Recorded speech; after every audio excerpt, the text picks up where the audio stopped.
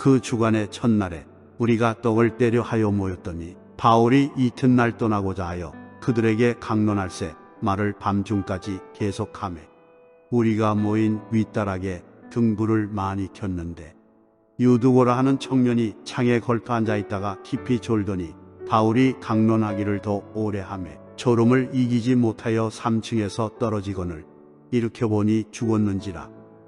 3차 전도 여행의 여정을 지난주에도 지도를 통해서 우리가 볼 수 있었듯이 그동안 전도했던 곳들을 다시 방문하여서 그들의 믿음의 상태를 돌보며 이제 마무리해가는 그런 과정들을 3차 전도 여행을 통하여서 볼 수 있었습니다. 특별히 3차 전도여행에서 가장 오랜 시간 동안 할애했던 지역이 에베소 지역이라고 말씀드렸습니다. 약 3년여 동안 이곳 에베소에서 그리고 고린도에서 또 상당한 시간을 보내게 되었던 모습입니다. 그 다음에 이제 20장에서 드로아에서 있었던 사건들을 우리가 볼 수 있는데, 드로아라고 하는 지역을 글씨가 잘 보이시는지 모르겠네요.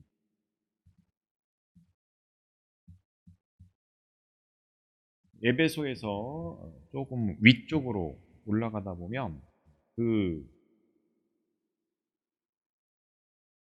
아시아와 유럽을 나누는 그 해협이 있죠. 그 해협 바로 밑에쯤에 아시아, 지금의 터키 지역에 위치하고 있는 드로아라고 하는 지역에서 있었던 그런 사건을 보게 되었습니다. 6절에 보면 우리는 무교절 후에 빌립보에서 배로 떠나 닷새 만에 드로아에 있는 그들에게 가서 이레를 머무니라. 드로아로 가서 에베소에서 이제 다시금 자신은 남아서 일을 마무리를 하고 그 다음에 함께 동행했던 사람들을 이제 보내서 마게도냐 지역으로 가려고 계획을 하고 있었는데, 그 마게도냐를 거쳐서 아시아까지 함께 가는 그러한 여러 교회들에게 예루살렘으로 보낼 선교 헌금을 모금하게 해서 이곳 드로아에서 합류를 하려고 하는 계획을 가지고 있었던 것을 보게 되었습니다. 그래서 그들이 먼저 드로아에서 우리를 기다리더라. 지난주에 말씀드렸듯이 우리라고 하는 표현을 통해서 보면 결국은 이 사도행전의 저자였던 누가가 포함되었다고 하는 것을 의미하는 것입니다. 그러니까 누가는 이후로 이 바울과 동행을 하면서 사도행전을 마무리하는 그 순간까지, 그러니까 로마에서 참수를 당하는 그 과정까지 줄곧 동행을 하면서 바울이 어떻게 전도를 했고 또 어떻게 로마에 가게 됐고 로마의 감옥에 갇히고 그곳에서 참수당하는 그 순간까지를 생생하게 목격을 해서 이제 사도행전이 결국 기록이 되어진 것이라고 볼 수가 있겠습니다. 여튼 이제 빌립보에서 배를 타고 드로아라고 하는 지역으로 가서 거기에서 7일 동안 머물게 되었다라고 하는 것입니다. 그래서 7절로 12절은 드로아에서 바울의 사역을 말씀해 주고 있는 것이 되겠습니다.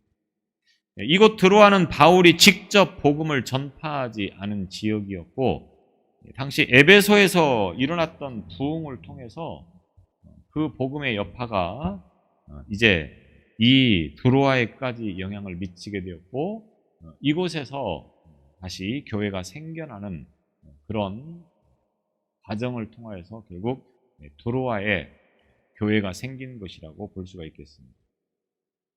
바울은 복음을 받아들여서 새로운 그리스도교 공동체를 탄생시킨 드로아에서 장기간의 여행을 통해서 상당히 피곤하고 지쳐 있었을 것인데도 불구하고 오늘 이 말씀을 보면 늦은 시간까지 강론했다라고 전하고 있습니다. 그리고 이때 유두고라고 하는 청년이 창문에 걸터 앉아서 강론을 듣다가 졸음을 이기지 못해서 그만 떨어져서 죽게 되는 것입니다. 그의 죽음은 드로아의 신앙 공동체에 큰 악영향을 미칠 수 있는 것일 수도 있었습니다. 그러나 바울이 이 유두고를 다시 살려냄으로 말미암아 드로아의 공동체는 더욱 믿음 위에 굳게 서게 된 하나의 이유가 되어진 것으로 볼 수가 있겠습니다. 누가가 이런 이야기를 자세하게 소개한 것은 초대교회 성도들의 말씀에 대한 간절함과 사모함이 얼마나 열심이었는가를 보게 되었습니다.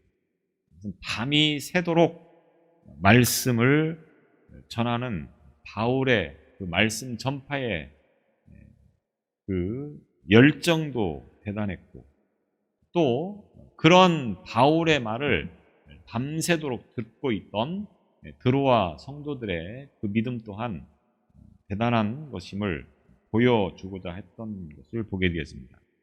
특별히 죽은 자도 살리는 이 바울의 능력 등을 통해서 얼마만큼 이제 초대교회가 여러 가지 복합적인 문제들로 인하여서 교회의 성장을 이루고 있었는가라고 하는 것을 보여주고자 하는 의도로 누가가 이 사건을 기록한 것으로 볼 수도 있겠고 또 이 이야기가 지니고 있는 상징성을 전하기 위한 목적도 분명히 담고 이제 이 사도행전에 이 사건을 기록을 한 것으로 볼 수가 있겠습니다. 그래서 20장 1절에 보면 소요가 그침에 또 3장에 보면 자기를 헤아리고 공모함으로 이와 같은 단어를 통해서 볼 수 있듯이 바울은 전도하는 내내 상당한 곤경에 처했던 일들이 굉장히 많이 있었다고 하는 것입니다. 이런 상황에서 누가는 죽음조차도 능히 이기는 하나님의 능력을 보여주므로 복음 전파의 성공을 이제 암시하고자 하는 그런 마음이 누가에게는 분명히 있었을 것이라고 보겠습니다. 또 이 말씀을 통해서 모임이 이루어진 윗다락에 등불을 많이 켰다고 하는 표현을 통해서 얼마나 많은 사람들이 모여 있었는가를 이제 보여주고도 있습니다. 8절에서 다시 이야기가 되겠지만 유두고가 창가에 가게 된 이유를 보면은 결국은 사람들이 그만큼 많이 있어서 그곳까지도 이제 앉아야 할 만큼의 어떤 일들이 이 가운데 있었다라고 하는 것을 보게 되어집니다. 또 말씀이 선포되어지는 이 3층은 빛과 삶의 장소로 유두고가 떨어진 곳은 어둠과 죽음의 장소로 이제 대조를 시키면서 어떠한 곳에 있어야 될 것인가라고 하는 것을 깨우쳐주기 위해서 이와 같이 말씀을 전한 것으로 우리가 볼 수 있겠습니다. 7절은 안식 후에 이제 첫날에 있었던 이야기를 말씀을 통해서 보여주고 있습니다. 그 주간의 첫날에 우리가 떡을 떼려 하여 모였더니 그 주간의 첫날, 일주일의 첫 번째 날이라고 하는 거죠. 우리 달력으로 보면 일주일의 첫 번째 날이 언제입니까? 주일, 우리는 주일이라고 부르고 또 사람들은 일요일이라고 부르게 됩니다. 많은 사람이 일주일의 첫날은 월요일이라고 생각을 하는데 사실은 일요일이 한 주간의 첫날이 되는 거예요. 여러 가지 의미가 있겠지만 이 한 주간의 첫날을 하나님께 드림으로 시작한다고 하는 의미를 우리가 깊이 생각해야 됩니다. 그래서 한 주간의 첫날을 주님 앞에 온전히 드림으로 한 주간의 시작 삶을 어떻게 살아야 될 것인가라고 하는 것을 그 날을 통하여서 우리는 고백하는 것이라고 합니다. 그러니까 우리의 신앙이 일주일 가운데 주일 하루를 그나마도 1시간 예배를 드리는 것으로 믿음 생활을 하고 있다라고 착각하면 안 된다고 하는 것이죠. 그래서 여튼 한 주간의 첫날은 일요일, 주일이 되겠고 바로 이 날에 있었던 사건이라고 하는 것입니다. 바울은 고린도 교회를 향해서 안식 후 첫날 연보를 모아두라. 고린도전서 16장 2절에 보면 이렇게 말씀하고 있습니다.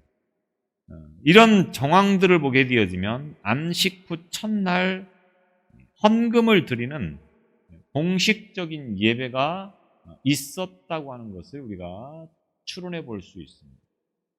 다시 말하면 왜 우리가 안식일을 지키지 않고 일요일 날, 주일 날 예배를 드리느냐?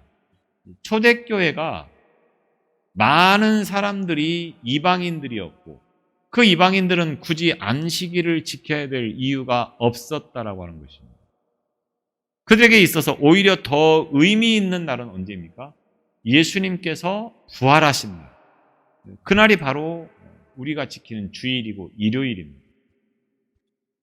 그래서 이 날 예배를 드림으로 이제 그들이 한 주간을 시작한다. 이런 의미에서 바로 이날 모임을 가졌던 것이 초대교회의 전통이었고 오늘날 우리가 바로 주일날 예배를 드리는 것을 보게 되었습니다. 사실은 주일날이라고 하는데 일요일만 주일날은 아니죠. 우리에게 일주일 내내 주일입니다. 사실은.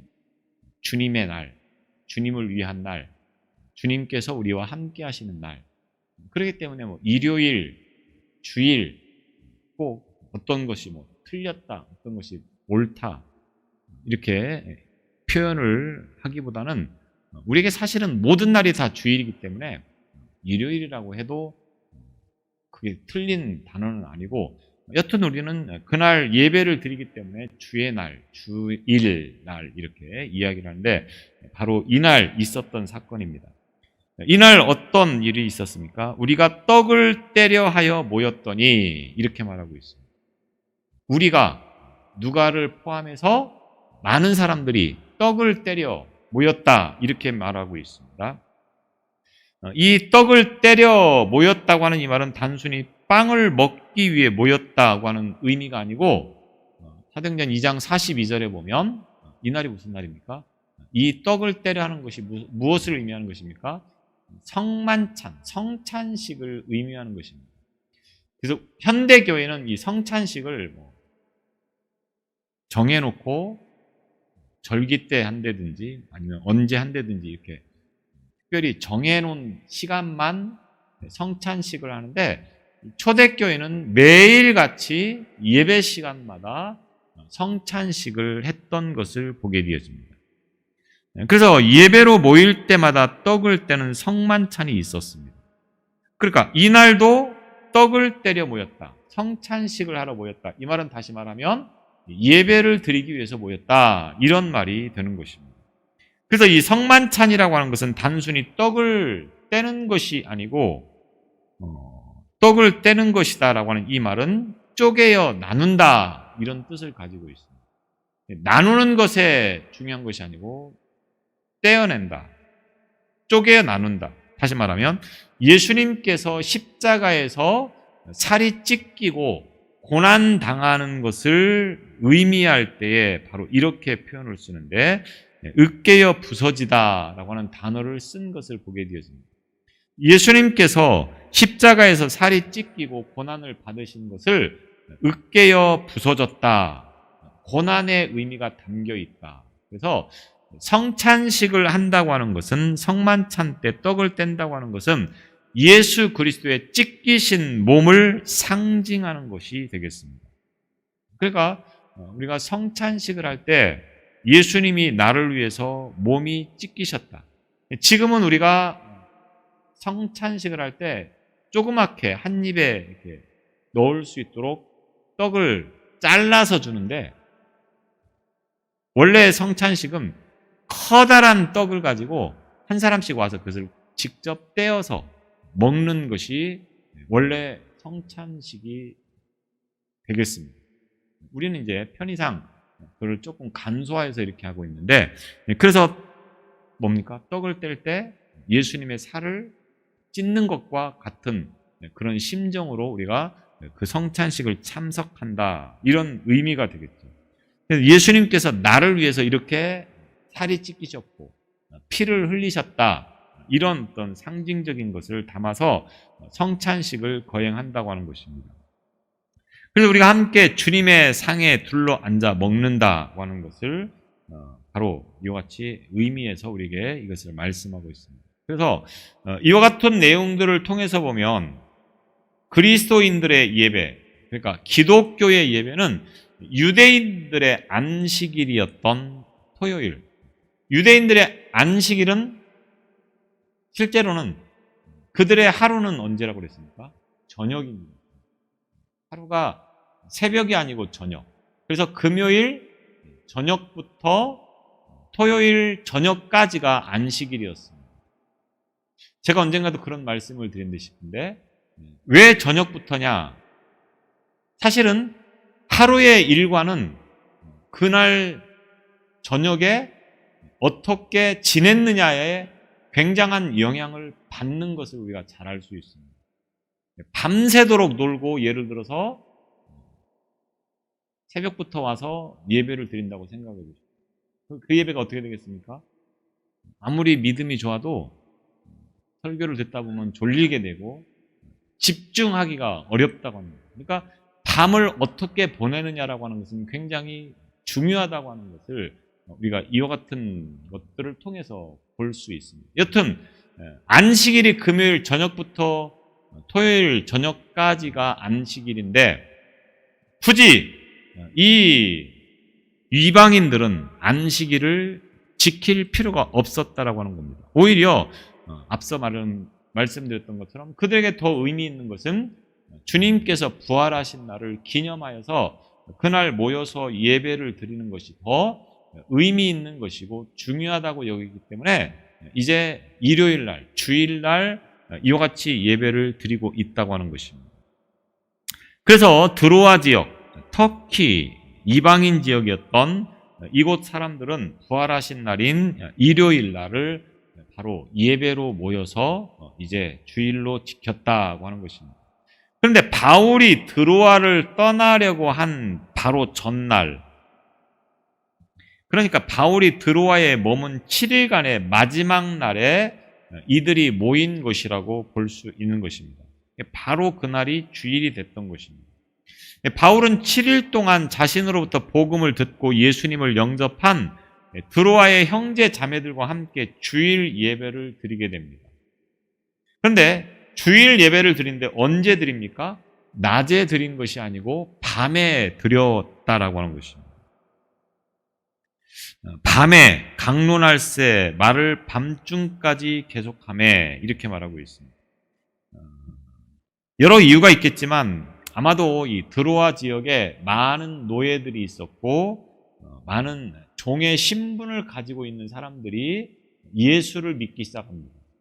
그런데 그들은 낮에는 주인의 어떤 명령에 따라야 하고 자신의 일을 해야 되기 때문에 이런 모임을 참여할 수가 없는 거죠.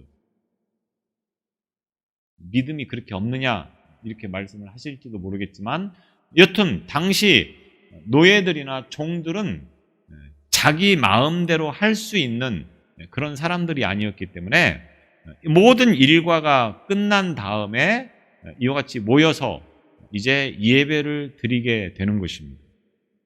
그래서 다음 날 날이 새기까지 그 일이 계속되었다라고 하는 것입니다.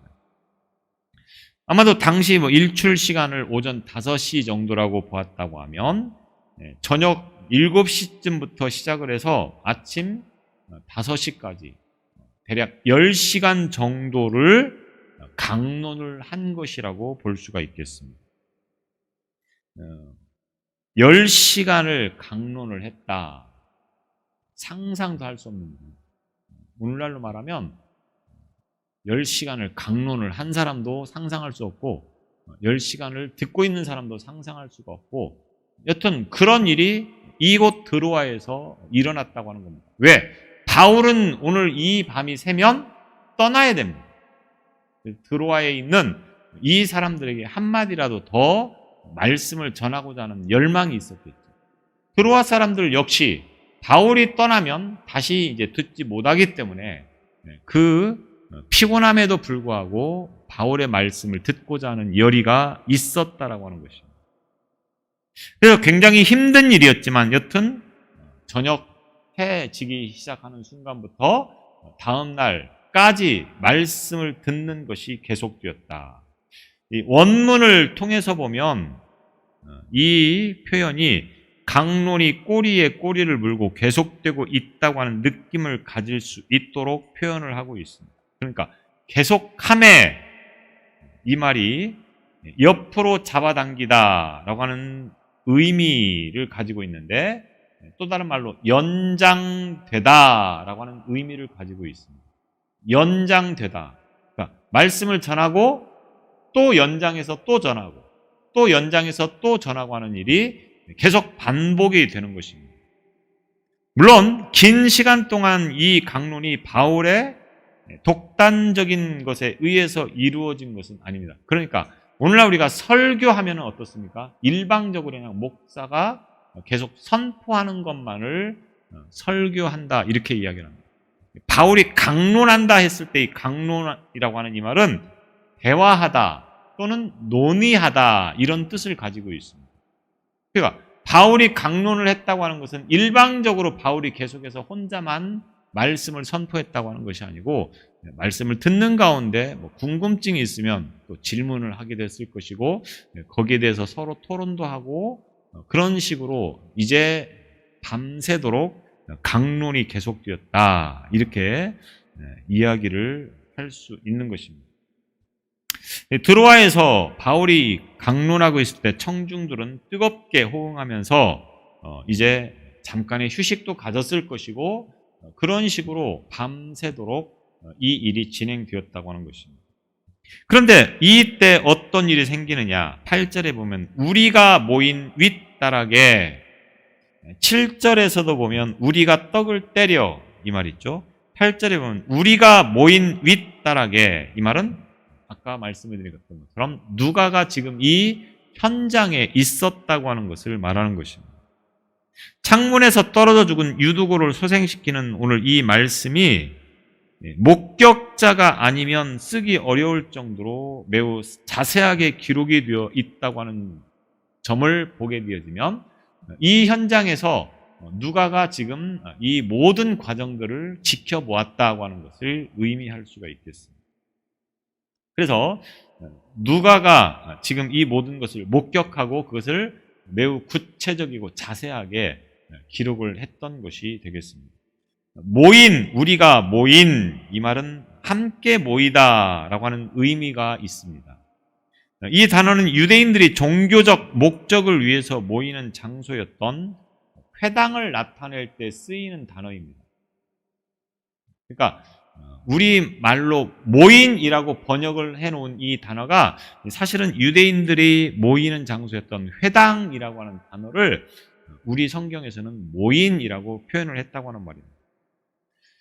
그런데 이것을 굳이 이렇게 밝히고 있는 것은 당시 사람들이 모인 장소가 회당은 아니었었습니다.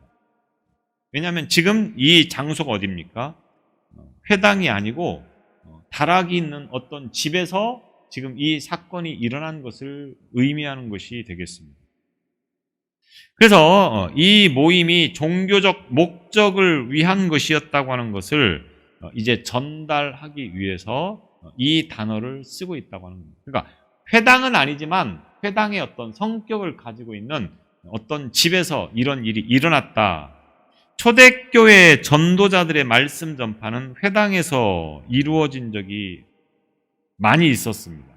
그런데 점차 그리스도인들의 가정으로 그 장소가 옮겨서 마치 유대인들이 모이는 회당과 같은 역할을 했던 곳이 이제 기독교인들의 가정이 되는 경우들이 많이 있었다라고 하는 겁니다. 종교 집회 장소가 회당이 아닌 어떤 집안에서 이런 일들이 일어나게 되었다고 하는 것을 많이 보게 되었습니다.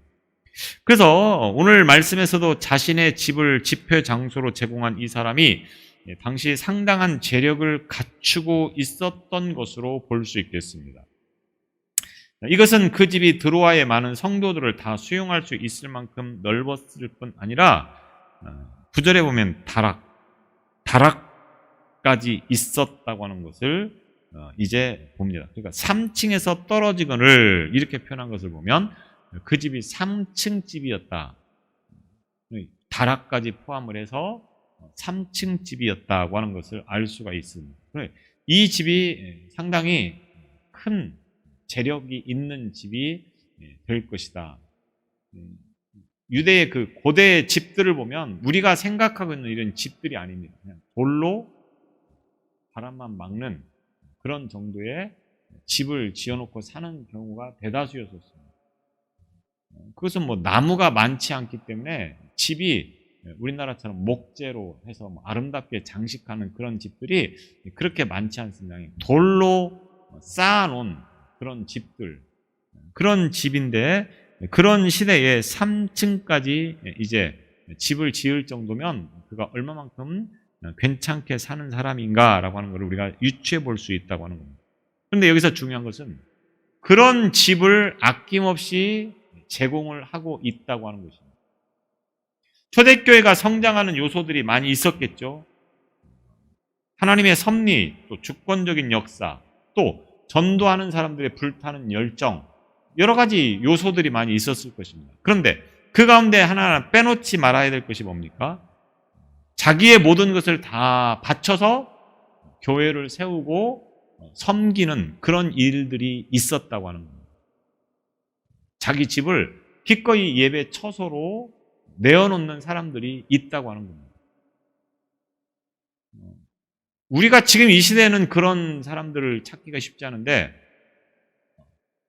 80년대 이전만 해도 70년대, 80년대 이때까지만 해도 자기의 재산들을 교회에 이제 다 내어놓아서 교회를 짓기도 하고 또 기도원을 짓기도 하고 하는 그런 일들이 굉장히 많이 있었습니다. 성결대학교 같은 경우에도 어떤 권사님이 땅을 다 내어놓았습니다. 그래서 그곳에 기초가 돼서 학교가 세워지고 오늘날 학교가 됐다고 합니다. 이런 것처럼 이런 일들이 굉장히 많이 있었습니다. 지금은 그런 일들이 그렇게 많지 않습니다. 그런데 초대교회에도 역시 자신의 집을 예배 처소로, 예배 장소로 아낌없이 내놓는 사람들이 많이 있었다고 합니다.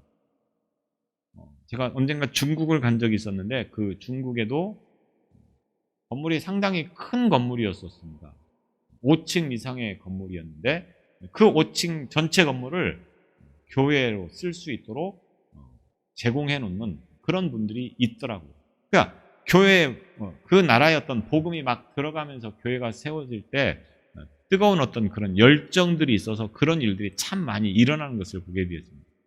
오늘 한국 교회가 이만큼 될 수 있었던 여러 가지 많은 요소들이 물론 있겠지만 우리 믿음의 선배들께서 자신의 것을 아낌없이 교회에 내어놓고 그래서 그것이 하나의 밑거름이 돼서 오늘날의 교회가 이루어졌다라고 말을 해도 틀린 말이 아니라고 하는 것입니다. 여튼 초대교회도 이런 일이 있었다고 하는 거죠. 그래서 자신의 모든 것을 바쳐서 교회를 섬기는 그런 사람들이 이렇게 많이 있었습니다. 그래서 이 다락에 등불을 많이 켰는데 이렇게 말하고 있습니다. 보통 6월절에는 보름달이 뜨며 밤에도 굉장히 밝은 그런 상황이었을 텐데 드로아에서 안식 후 첫날이라고 하는 것은 6월절이 시작되는 시점으로부터 대략 3주 정도 지난 시기라고 우리가 추론해 볼 수 있습니다. 그래서 지금까지 말씀들, 특히 6절을 참고해서 보면 무교절의 후에 빌립보에서 배로 떠나 닷새만에 들어와 있는 그들에게 가서 이래를 머무니, 무슨 말입니까? 6월절이 지난 다음에 무교절을 지내게 되죠. 일주일이 간 겁니다. 일주일이 간 다음에 다시 닷새만에 드로아에 도착을 했다고 하는 건 또 일주일이 간 겁니다. 그 다음에 이곳 드로아에서 일주일이 지났다고 하는 거죠. 그러니까 6월절에서부터 시간을 재보면 3주가 지금 흐른 상태입니다. 그러니까 달이 3주가 흘러간 다음에는 상당히 보름달에서 희미해진 그런 어두운 그런 상황이 될 것이라고 우리가 생각을 해볼 수가 있겠습니다. 강론을 듣고자 하는 마음은 있고, 그리고 저녁에 모여서 이제 강론을 듣는데, 당시에는 등불을 쓰기 때문에 이제 등불을 각자가 가져온 것이라고 볼 수가 있겠습니다.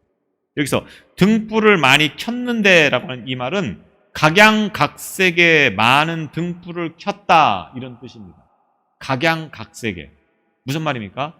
이 집회에 참석하고 있는 사람들이 자기들이 사용하고 있는 등불을 가져와서 켰다, 이 말입니다. 많은 사람이 모였으니까 등불도 각양각색이겠죠.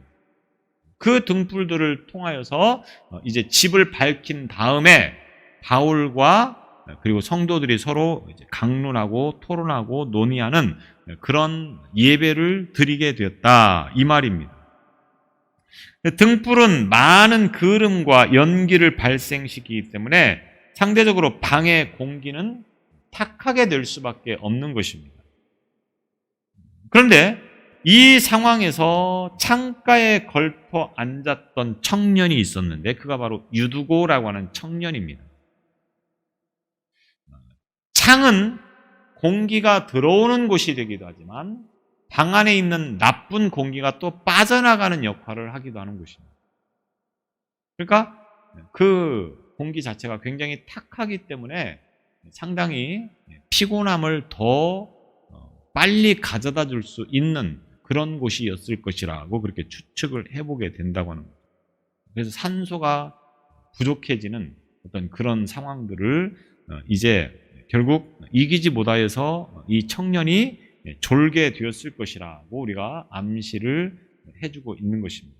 유두고라고 하는 이 이름은 신약 성경에 오늘 본문에 유일하게 등장하는 곳이죠. 이 이름의 뜻이 복되다, 다행이다, 이런 뜻입니다. 그런데 이름이 가지고 있는 상징성이 있습니다. 그러니까 예를 들어 우리나라가 사극을 보면 종과 노예의 이름과 신분이 높은 사람들의 이름이 어느 정도는 구분이 됩니다. 마당쇠, 돌쇠 이렇게 나온다고 합니다. 주인이 돌쇠인 경우는 없습니다. 대부분 마당쇠가 돌쇠고 노예가 종이 돌쇠가 되는 거예요. 그 이름을 보면 그 사람의 신분이 뭔가를 어느 정도 알게 된다고 하는 거죠. 마찬가지로 유두고라고 하는 이 이름도 당시에 주로 노예의 신분을 가지고 있었던 사람들의 이름으로 이제 알려지고 있는 것입니다. 그래서 이 유두고는 아마도 그 신분이 노예였을 것이다, 이렇게 추측을 하게 되는 것입니다. 드로아 교회에는 노예를 비롯한 사회의 하층민들이 많이 있었을 것입니다. 그리고 그 가운데 한 사람이 바로 이 유두고라고 하는 청년이었겠죠. 어떤 이유에서건 그가 창문에 앉을 수밖에 없었던 상황이었을 것이고, 그리고 그곳에서 이제 나름대로 졸음과 싸우면서 말씀을 듣고자 노력을 해왔을 것이지만 결국은 그 졸음을 참지 못하고 3층에서 떨어져서 이제 죽게 되었다, 이 말입니다. 청년이라고 하는 표현은 보통 일반적으로 15세 이상의 어떤 젊은이를 가리킬 때 이렇게 표현을 쓰는 것을 보게 되었습니다. 이 청년이 바로 유두고라고 하는 청년이 깊은 잠에 졸게 되어집니다. 졸더니라고 하는 말은 졸음에 점점 압도되고 있었다, 이런 뜻입니다. 졸음을 참기 위해서 무진장 노력을 하다가 결국은 졸음에 압도되었다. 이런 표현이 바로 이 본문을 통해서 보여주고 있습니다. 근데 여기서 유두고가 졸았다고 하는 것을 비난하려고 하는 것은 아닙니다. 우리가 지금 이 상황을 한번 상상해 본다고 하면 졸면서조차도 이 말씀을 듣고자 하는 그 열정들이 얼마나 대단했는가라고 하는 것을 먼저 떠올려 볼 수 있어야 됩니다. 아무리 대화식이고 토론식이라고 하지만 밤새도록 오랜 시간 동안 설교를 듣고 있는데 하루 종일 노예의 신분으로 일을 하느라고 힘들었을 이 청년이 말씀을 듣다가 졸았다고 하는 것은 결코 비난할 일이 아니라고 하는 겁니다. 우리가 알다시피 바울은 달변가는 아니었습니다. 고린도서 10장 10절에 보면 그들의 말이 그의 편지들은 무게가 있고 힘이 있으나 그가 몸으로 대할 때는 약하고 그 말도 시원하지 않다 하니 바울의 말이 시원하지 않다 이렇게 표현하는 것을 보면 말을 썩 잘하는 달변가는 아니었을 것이라고 보는 것입니다. 또 고린도후서 11장 6절에 내가 비록 말에는 부족하나 지식에는 그렇지 아니하니 자신이 말에 부족한 사람이라 바울이 스스로 그렇게 인정을 하는 것을 보게 되었습니다. 오늘날도 많은 목회자들 가운데 말을 굉장히 잘하는 목회자가 있는 반면에 글을 또 굉장히 잘 쓰는 목회자가 있습니다. 물론 글도 잘 쓰고 말도 잘하는 사람도 있고 글도 못 쓰고 말도 못하는 사람도 있지만 보면은 말을 잘한다고 해서 글을 잘 쓰는 것은 아니고 글을 잘 쓴다고 해서 말은 또 잘하는 것은 아닌 것을 보게 되었습니다. 근데 바울은 글은 잘 쓰는데 말은 그렇게 달변가는 아니었다. 사도행전 19장 24절에 보면 아볼로는 언변이 좋고 아볼로는 말을 참 잘하는 사람이라 표현한 거죠.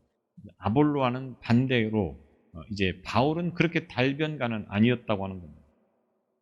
달변가는 아닌데도 불구하고 설교를 길게 하니 듣는 사람들이 조는 것은 어떻게 보면 당연한 것이다 라고 이야기를 할 수도 있겠습니다. 다행히 다른 사람들은 졸다가 떨어져도 3층이 아니어서 죽지 않았을지는 모르겠는데 여튼 이 유두고라고 하는 청년은 말씀을 듣다가 3층에서 떨어졌다고 하는 겁니다. 그래서 이 깊은 잠을 이겨내지 못하고 결국은 3층에서 떨어져 죽게 되어지는 그런 장면을 이 누가가 이렇게 전해주고 있습니다. 누가가 전해주고자 하는 것은 무엇이겠습니까? 그 드로아 교회의 모든 성도들이 지금 얼마나 말씀에 대한 갈급함과 사모함을 가지고 있는가라고 하는 것을 우리가 이 장면을 통해서 볼 수 있어야 된다고 하는 겁니다. 졸았다, 떨어져 죽었다, 그래서 설교 듣다가 졸면 죽는다 이 이야기를 하고 싶은 것이 아니고 그 힘들고 어려운 상황임에도 불구하고 듣고자 하는 열정이 대단한 드로아 교회 성도들을 이제 누가가 보여주고자 하는 것입니다. 죽은 채로 끝나버리면 이게 굉장히 불행한 사건이 되겠지만 바울은 그 죽은 이 유두고라고 하는 청년을 살리는 장면을 이제 다음 주에 다시 말씀을 드리겠지만 여튼 말씀에 대한 열정과 사모함이 이 드로아 교회에 있었던 것처럼 오늘 저와 여러분들 또한 말씀에 대한 열정을 가지고 살아갈 수 있기를 바랍니다. 앞서 말씀을 드렸듯이 이들은 굉장히 신분이 물론 뭐 그렇지 않은 사람들도 많이 있겠지만 상당히 하층민들의 어떤 노예나 또는 종으로 생활하던 그런 사람들이었었습니다. 굉장히 피곤하고 힘든 그런 상황에서도 예배를 드리고자 하는 일에 자야 되는 시간에 쉬어야 되는 그 시간에 모여서 이렇게 하나님의 말씀을 듣고 물론 그 과정에서 이렇게 불행한 일이 일어나기도 하지만 그러나 결과적으로는 이 사모함이 결국 드로아 교회 뿐만 아니라 오늘날 세계 모든 교회들이 세워지는 하나의 원동력과 밑거름이 되었다고 하는 것을 통하여서 오늘 저와 여러분 또한 이와 같은 드로아 교인들처럼 말씀에 대한 사모함을 가지고 살아가는 그 믿음이 되시기를 바랍니다. 기도하시겠습니다.